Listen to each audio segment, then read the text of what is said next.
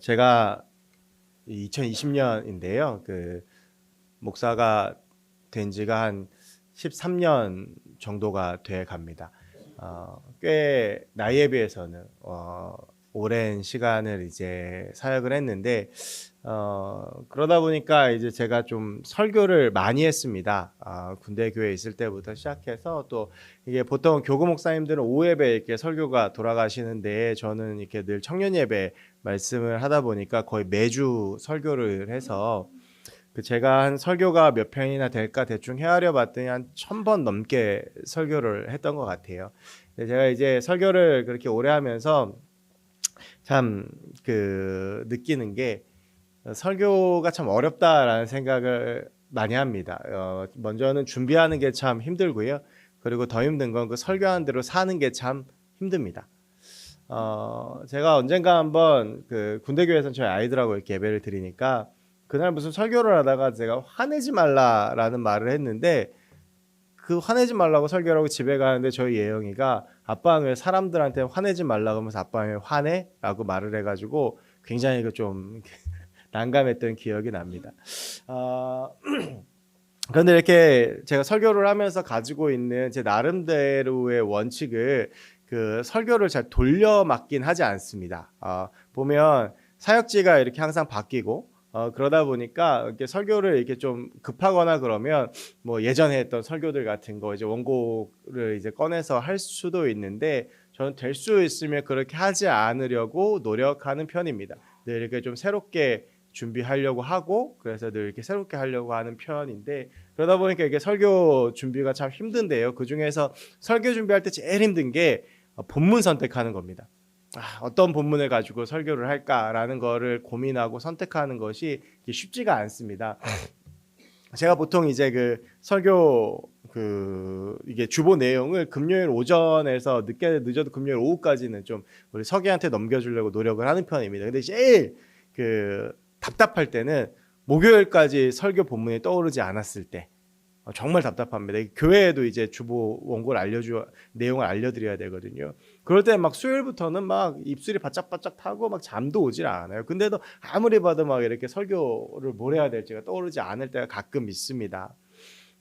그래서 이렇게 연달아서 하는 시리즈 설교가 되게 좋습니다. 특히 이제 뭐 새벽 예배 같은 경우에 나오신 분들은 아시겠지만 저희가 생명의 삶으로 쭉 하니까 본문이 정해져 있습니다. 그래서 어느 날은 무슨 설교를 한다는 본문이 정해져 있어서 그냥 그날에 맞춰서 준비를 하면 되거든요. 그리고 제가 이제 보면 뭐 작년에 뭐 이맘때 시작했던 팔복이라든지 또 하나님의 나라 시리즈라든지 이렇게 제가 시리즈 설교를 좀 하려고 하는 이유 중에 하나가 연속성도 있지만 그렇게 이제 좀 연결되는 설교를 하다 보면 매주 이렇게 설교 본문을 정해야 되는 스트레스가 크게 없습니다. 뭐 보통 4주에서 6주 이렇게 설교 내용이 정해져 있기 때문에 제가 이제 작년 12월에 한 해를 마무리하면서 올해 목회 계획을 세우면서 기도하면서 하나님께서 제게 주셨던 마음이 하나님의 성품에 대한 설교에 대한 마음을 주셨어요. 그러니까 사랑, 그리고 질투, 뭐 공의, 정직 이런 하나님의 성품에 대해서 우리가 이제 하나님의 형상을 닮은 존재들이기 때문에 하나님의 성품을 알아가고 그리고 그 성품을 닮은 나를 알아가고 또 그 속에서 역사하신 하나님을 알아가는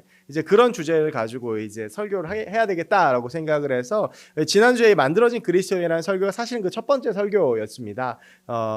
우리가 만들어진 그리스도인이 아니라 성장해가는 그리스도인이 되기 위해서는 하나님에 대해서 알아가야 된다. 라고 하는 게 사실은 지난주 내용이었고 그러고부터 오늘부터 하나님의 성품에 대한 이야기들을 짧게는 4주에서 길게는 6주까지 할 예정으로 계획을 다 해놨었습니다.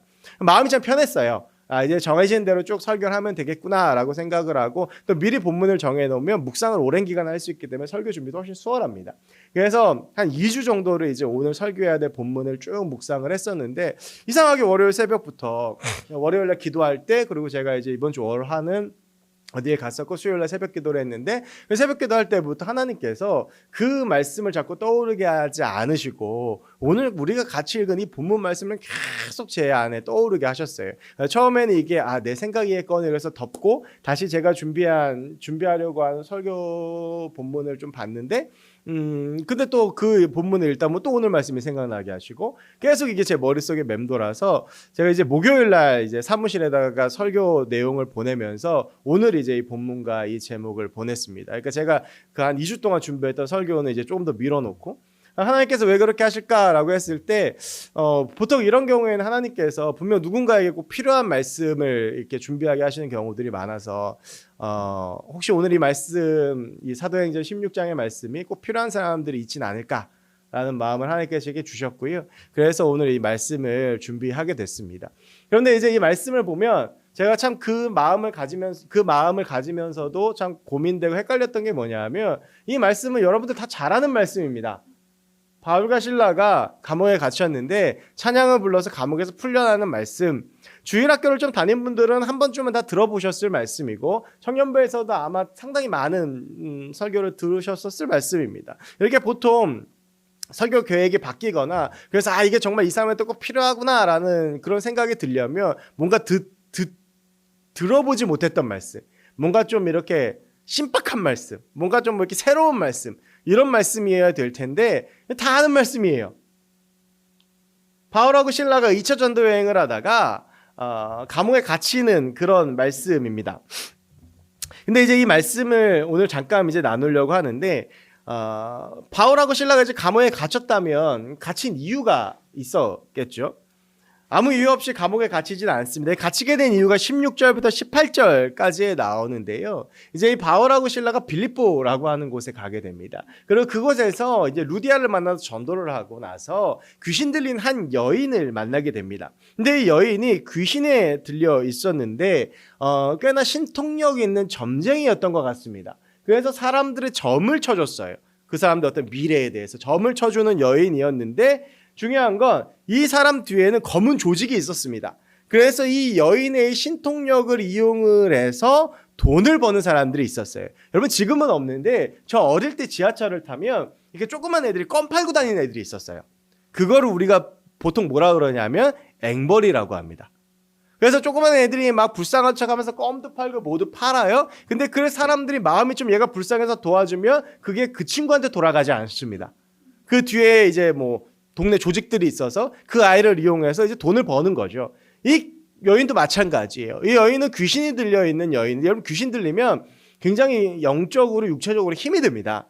그런데 이 여인에게는 그 귀신이 들렸지만 그 귀신이 주는 신통력이 있었어요.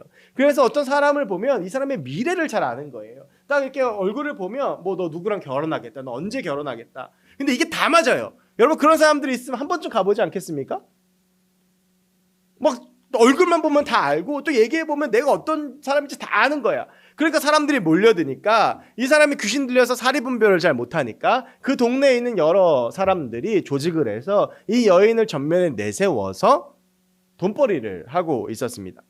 그런데 이 여인이 바울하고 실라를 보자마자 이 바울하고 실라가 하나님의 사람인 걸 알았어요. 그래서 지극히 높은 하나님의 사람이다 라는 것을 이 바울과 실라가 가는 곳마다 이야기를 하고 다녔습니다. 뭐 한두 번이지 계속 그렇게 얘기하고 다니니까 두 가지가 있어요. 하나는 지금 바울과 실라가 있는 곳은 빌립보라고 하는 이방 지역입니다.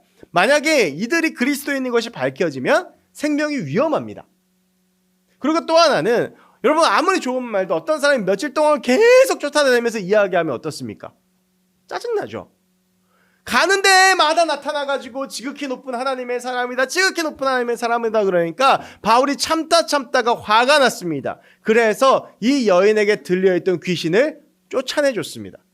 이 여인의 입장에서는 굉장히 잘된 것입니다. 먼저 귀신에게 지배받고 있었던 육신과 자신의 정신, 마음이 해방이 되었고요. 또 이 여인을 통해서 돈벌이라던 그 사람들의 소나기로부터도 벗어날 수 있었습니다. 그런데 문제는 이 여인을 이용해서 돈을 벌던 사람들이었습니다. 순식간에 자기의 돈벌이가 사라진 겁니다. 오늘 우리가 같이 읽은 본문에는 이렇게 표현되어 있습니다. 자기 수익의 소망이 끊어진 것을 알고, 그러니까 이 여인을 통해서 자신의 모든 돈을 벌었던 사람들이었던 거예요. 이 사람들이 화가 났어요. 그래서 바울과 실라를 고발합니다. 그러니까 바울과 실라가 감옥에 갇히게 된 이유가 굉장히 어처구니 없습니다. 이야기를 조금 이따 할 텐데 그 전에 우리가 여기서 한 가지 짚고 넘어가야 될 게 있습니다. 그것은 귀신도 능력이 있다는 것입니다. 가끔 제가 이렇게 TV를 보면 요즘 TV에 한 번씩 이렇게 보는 프로그램 중에 기묘한 이야기라는 프로그램이 있어요. 되게 이렇게 케이블 되게 마이너 케이블에서 하는 건데 이게 뭐냐면 전국에 있는 점쟁이들이 나와요. 그래서 제가 봤던 방송은 그거였습니다. 이 방송국에서 짜고요. 막 거짓 설정을 해서 점쟁이들이 알아맞추나 못 알아맞추나 이렇게 보게 일부러 이렇게 테스트를 했던 거였어요. 상당히 많은 점집들이 다 못 맞췄습니다.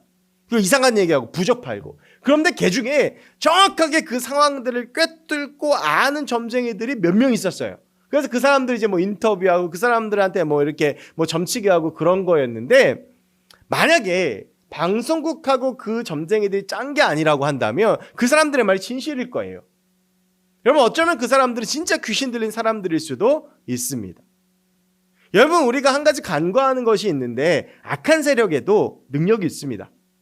여러분 성경을 보십시오. 예수님께 나오는 귀신 들린 아이들, 귀신 들린 사람들을 보면 다들 흉악하게 변하거나 그리고 뭔가 굉장히 흉측한 모습으로 변하고 그리고 인간의 범주를 벗어나는 모습들을 많이 보여줍니다. 여러분 우리가 살아가고 있는 세상 가운데 귀신이 있습니까? 없습니까? 있습니다. 뭐 우리가 생각하는 것처럼 죽은 사람이 귀신이 되거나 뭐 흰색 소복 입고 피 흘리고 나타나는 그런 귀신들이 아니라 정말 영적인 존재로서의 귀신들이 우리 가운데 있고 우리 마음속에도 끊임없이 유혹하고 침투합니다. 그런데 중요한 것은 그 귀신들에게도 능력이 있다라고 하는 것입니다. 그래서 우리가 그리스도인으로서 살아가는 이 삶이 영적 전쟁의 삶입니다. 그 귀신, 능력 있는 귀신들과 그리고 우리가 그리스도인으로서 살아가는 영적 전쟁의 삶인데 그런데 우리가 이 영적 전쟁을 오해하면 안 되는 것이 하나 있습니다.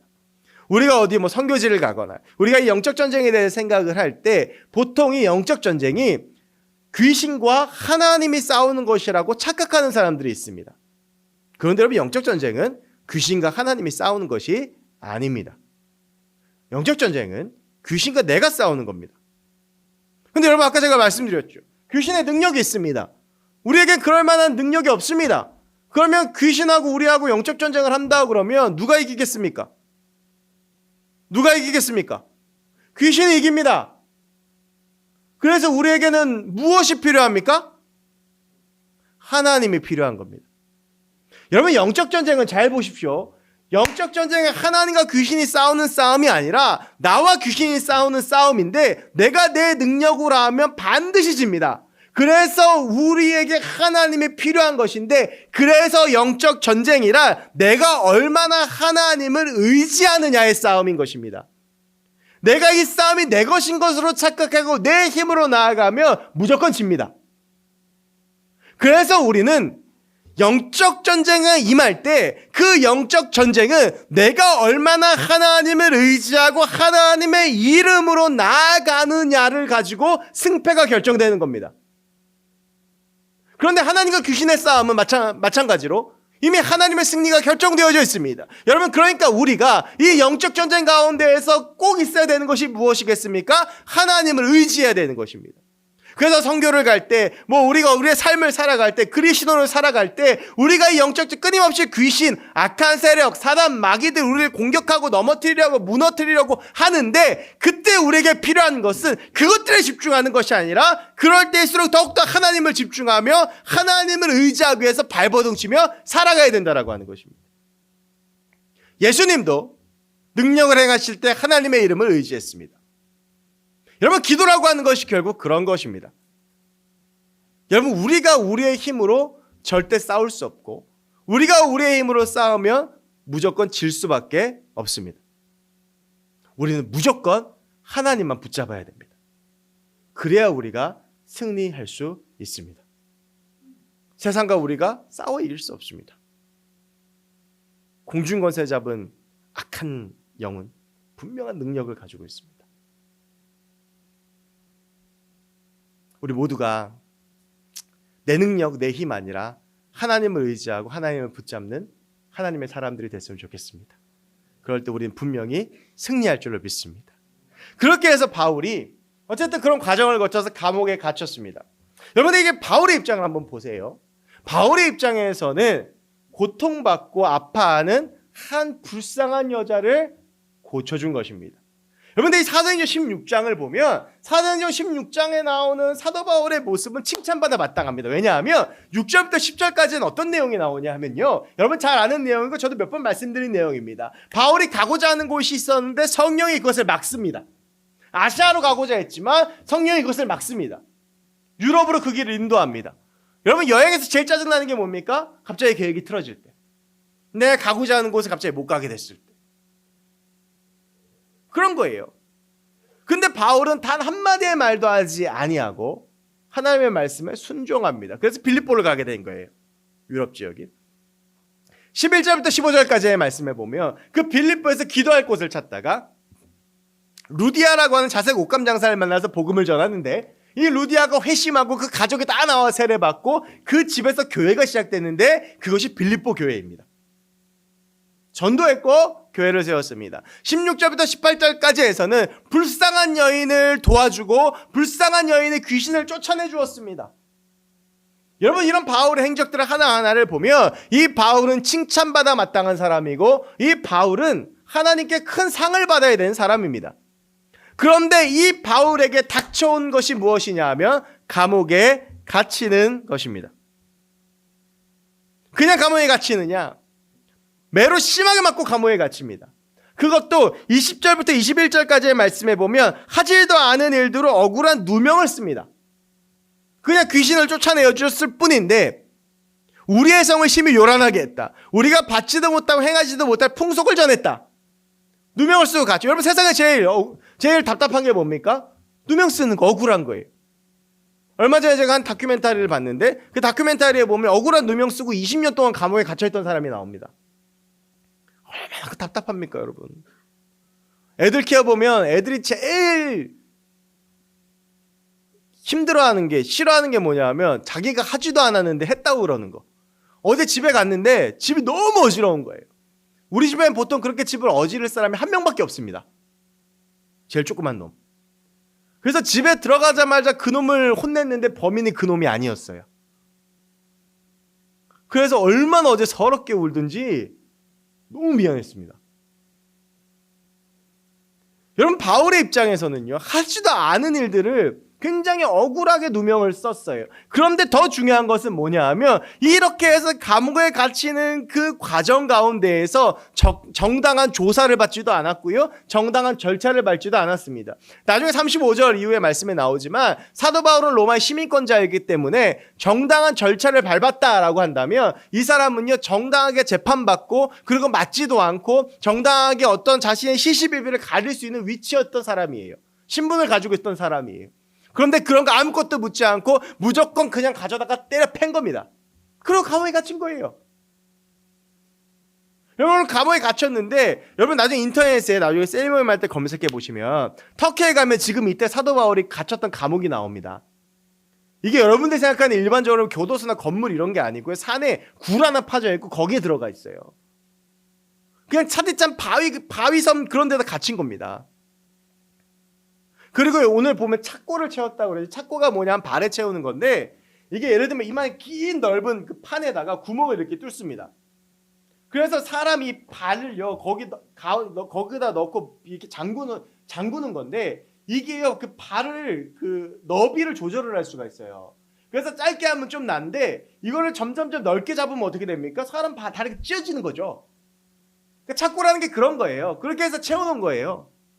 여러분 그리고 나서 마치 쓰레기 우겨넣듯이 감옥에다 집어넣어 버린 거예요. 여러분 이게 바울의 입장에서 얼마나 답답합니까? 자기는 나름대로 하나님의 사역을 했고 성령의 인도하심 따라서 매우 귀한 사역을 했지만 자기에게 돌아온 것이 무엇이었습니까? 매질과 억울한 옥살이었습니다. 만약 여러분이 이런 상황이라면 어떤 생각 하시겠습니까? 근데 우리도 이런 경험들을 할 때가 있습니다. 도저히 이해되지 않는 상황. 내가 살아왔던 것, 내가 해왔던 것, 내가 노력했던 것과는 전혀 정반대의 상황들. 예를 들면 정말 열심히 공부했는데 원하는 대학에 못 가는 것. 정말 열심히 공부했는데 붙어야 될 시험에 떨어진 것. 정말 열심히 준비했는데 내가 가고 싶은 직장에 가지 못하는 것. 하나님의 부르심을 받았다고 믿었던 직장 안에서 하나님을 위해서 최선을 다했다고 자부했는데 억울한 일을 경험하는 것. 나름대로 교회에서 열심히 사역하고 헌신했는데 나에게 돌아온 것은 사람들의 조롱과 비판뿐인 것. 나는 하나님을 위해 살았는데 하나님을 모르는 내 친구, 내 친척, 내 가족이 오히려 더 성공하고 떵떵거리며 살아가는 것. 바울처럼 내 계획은 버리고 하나님의 인도하심이라고 믿고 살았는데 결국에는 감옥에 버려진 것처럼 초라하고 비참한 상황을 만나는 것.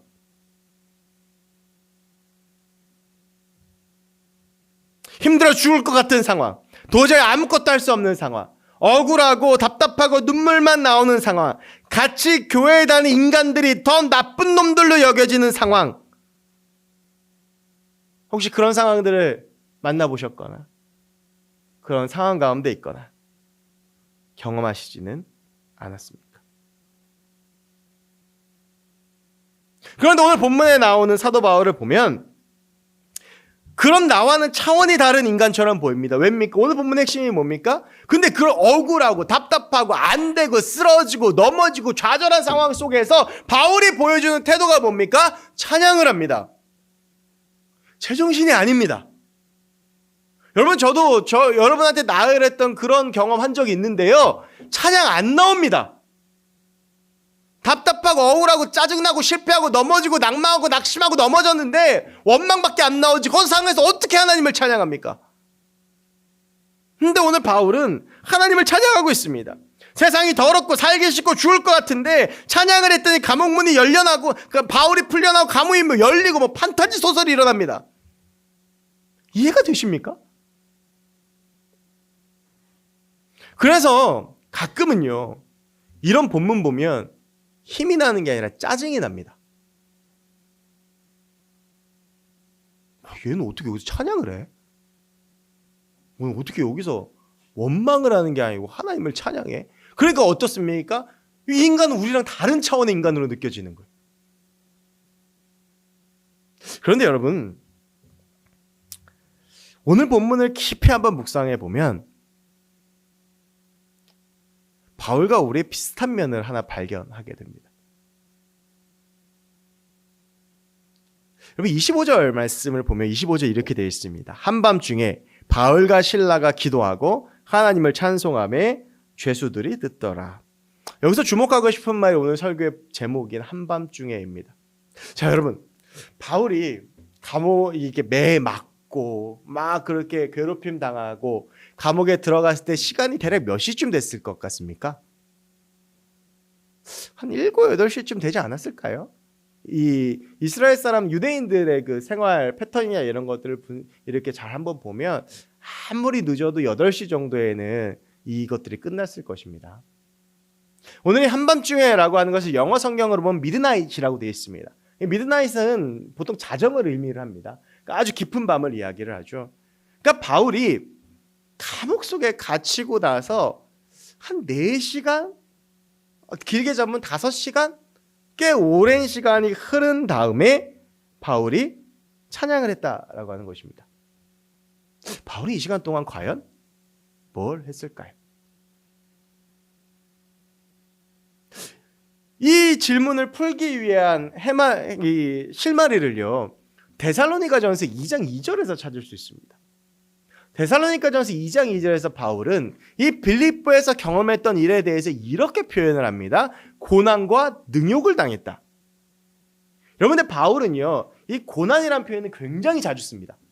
내가 육신의 고난을 당했다. 갈라디아서 6장에 보면 내가 육신의 고난을 당하고 내 몸에 예수의 흔적을 가졌다. 이런 고난이라는 표현을 굉장히 많이 쓰는데 주목해 볼 표현이 뭐냐면 능욕이라는 겁니다. 바울이 이런 표현을 거의 쓰지 않습니다. 자신이 겪는 고난, 자신이 겪는 그 어려움들을 예수 그리스도께서 주시는 것이고 내가 예수 그리스도의 고난에 참여하는 것이라고 생각하는 사람이기 때문에 자기가 당하는 이런 억울한 일, 여러분 바울이 얼마나 억울한 일 많이 당했습니까? 매질도 많이 당하고 막 감옥에 갇히고 죽을 뻔한 일 많이 당했는데 그 일들을요, 능욕이라고 표현한 일이 별로 없습니다. 그런데 바울은 오늘 이 일을 능욕이라고 표현을 합니다. 그것은 그만큼 바울에게 충격적인 경험이었다라는 것입니다. 뒤를 돌아보고 생각해도 진짜 막 짜증나고 막 싫은 경험으로 바울의 마음속에 남아있다는 거예요. 바울은 빌립보에 자신의 계획과 뜻을 모두 포기하고 달려온 빌립보에서 선한 일을 하고 욕을 먹고 매를 맞고 감옥에 갇혀서 어쩌면 죽을지도 모른다는 공포를 경험하고 있고 꽤 오랜 시간이 지나서 그 시간을 회상하며 자신이 능욕을 당했다라고 말합니다. 여러분, 그렇다면 바울이 꽤 오랜 시간을 지나서 내가 그 시간에 경험했던 게 능욕이야 라고 했다면 이 당시에 바울이 느꼈던 감정은 어떻겠습니까? 여러분, 바울이요 그냥 찬양한 게 아닙니다. 아주 오랜 시간 동안 바울은 그 차이찬 감옥바닥에서 엎드려져서 하나님을 원망했을 수도 있고 답답했을 수도 있고 상하고 낙심하는 마음을 가지고 있었을 수도 있습니다. 도대체 왜 이런 일이 내게 벌어졌을까? 나 나름대로 열심히 걸어왔는데, 나 나름대로 하나님께 정말 순종했는데, 나 나름대로 정말 열심히 살았는데 지금 왜 나에게 돌아온 결과가 이럴까? 하나님 진짜 살아계신 거야? 내가 주의 뜻대로 사는 게 맞아? 아니면 내가 들었던 그 음성이 주의 음성이 맞을까?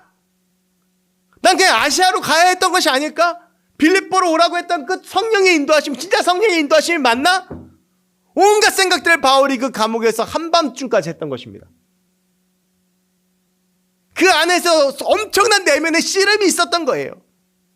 그 내면의 씨름이 있으면서 바울은 한밤중까지 아무것도 하지 못한 채로 쓰러져 있었습니다. 제가 사역을 하다가 가장 낙심될 때가 나름 열심히 했는데 인정을 못 받는다고 느낄 때, 사람들이 거부하고 싫어하면, 그리고 하나님 막으신다고 생각하면 정말 낙심됩니다. 나름대로 열심히 한다고 열심히 했는데 길이 막히면 정말 억울하고 답답합니다. 그런 순간이 아마 매를 맞고 감옥에 갇힌 바울의 마음이었지 않았을까 싶습니다. 어쩌면 지금 그런 마음과 상황 가운데 있는 분들이 계실 수도 있습니다. 모두가 잠들었지만 나는 잠들지 못하고 아프다고 신음하는 한밤중을 보내고 있을지도 모릅니다. 근데 그 긴 신음의 터널을 벗어나 바울이 결국 한밤중에 했던 것은 찬양입니다.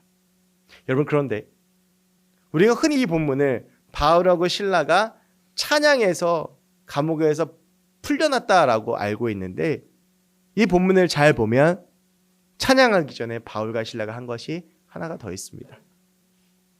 25절을 다시 보면 한밤중에 바울과 실라가 기도하고 하나님을 찬송하며 죄수들이 듣더라. 바울과 실라는 그 한밤중에 기도했습니다. 그 기도 내용이 어떤 내용인지는 기록되어져 있지 않습니다. 얼마나 기도를 오래 했는지도 기록되어져 있지 않습니다. 다만 아주 치열했을 것 같습니다. 하나님을 원망하는 내용이었을 수도 있고, 자신의 억울함을 호소하는 내용이었을 수도 있고, 아프다고 소리 질렀을 수도 있고, 살려달라고 했을 수도 있습니다. 그런데 그 기도 끝에 결국 터져나온 것은 찬양이었습니다. 바울과 실라는 기도했고 그 기도의 씨름 끝에 하나님을 찬양했습니다. 만약 바울과 실라가 그저 감옥에 엎드려진 채로 아무것도 하지 않았더라면, 그저 하나님을 원망하고만 있었더라면 그들에겐 아무런 일도 일어나지 않았을 수도 있습니다. 사랑하는 청년 여러분, 우리가 인생의 한밤중에 해야 할 것은 기도입니다. 어쩌면 매를 맞고 감옥에 갇힌 바울처럼 그 누구에게도 말할 수 없는 억울함과 답답함, 이해되지 않음을 가지고 사는 그 모습들이 우리 안에 있을 수도 있습니다. 내 친구들은 다 취업하는데 난 아직 취업 못하고, 미래도 보이지 않고, 내가 열심히 준비했던 것도 안 되고, 결혼의 문도 막히고, 내 마음대로 되는 것도 없고, 진짜 하나님 살아계신 게 맞나? 진짜 하나님 계신 건가? 여러분, 그거 당연한 겁니다. 그런데 그 끝에서 결국에 우리가 해야 될 것은 기도입니다. 여러분, 정말 하나님이 이해되지 않으실 때는 그 마음 그대로 기도하십시오. 하나님, 나 도저히 이해 안 된다고. 하나님, 도저히 받아들일 수 없다고. 그러면 하나님이 어떻게든 알게 하실 겁니다. 억울하고 답답할 때 기도하십시오. 뭔가 내 마음대로 안 될 때 기도하십시오. 분명한 것은, 오늘 본문이 우리에게 주는 것은, 저는 그렇게 생각합니다. 찬양할 때 감옥문이 열린다. 기도하면 기적이 일어난다. 맞습니다. 그런데 오늘 본문이 먼저 우리에게 말하고 있는 것은, 여러분, 기도하면 내 힘듦이 찬양이 됩니다. 내가 정말 답답하고 어렵고 그 답답한 순간 가운데 있을 때 내가 기도하면 그 원망 소리가 찬양이 되고, 그 눈물이 찬양이 되고, 그 울부짖음이 찬양이 되고, 그 답답함이 찬양이 되고, 그 탄식이 찬양이 될 줄로 믿습니다. 여러분, 어쩌면 여러분들 중에 그런 인생의 답답함을 가지고 사는 분들이 계실지도 모르겠습니다. 제가 이제 셀 리더분들이 주시는 셀 리더 보고서를 이제 지난주 금요일 날 이제 받고 정말 하나하나 세심하게 읽었습니다. 보면 이제 아주 구체적인 상황을 써주신 리더님들도 계시고, 기도 제목도 써주신 리더님들도 계셔서 그것들을 이제 금요일 오전에 이렇게 해서 보는데, 보면서 마음이 참 많이 아팠습니다. 우리 청년들이 정말 이렇게 힘들게 살아가고 있구나. 정말 우리 청년들의 삶의 한순간 한순간이 정말 전쟁이구나. 정말 하나님과 씨름하며 세상과 씨름하며 살아가고 있구나.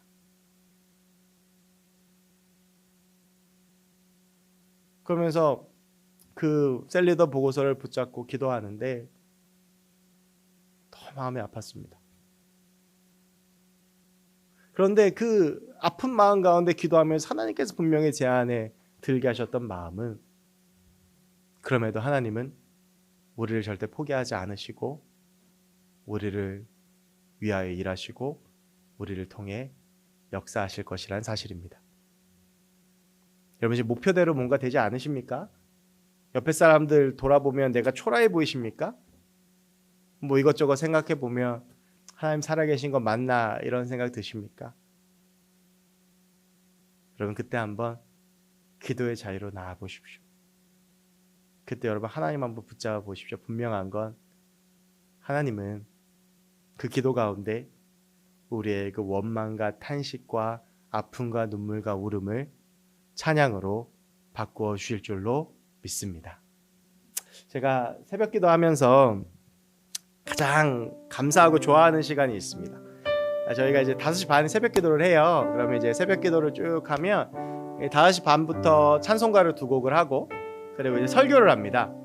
설교가 다 끝나면 보통 6시쯤 됩니다. 그럼 6시가 되면 이렇게 불이 다 꺼집니다.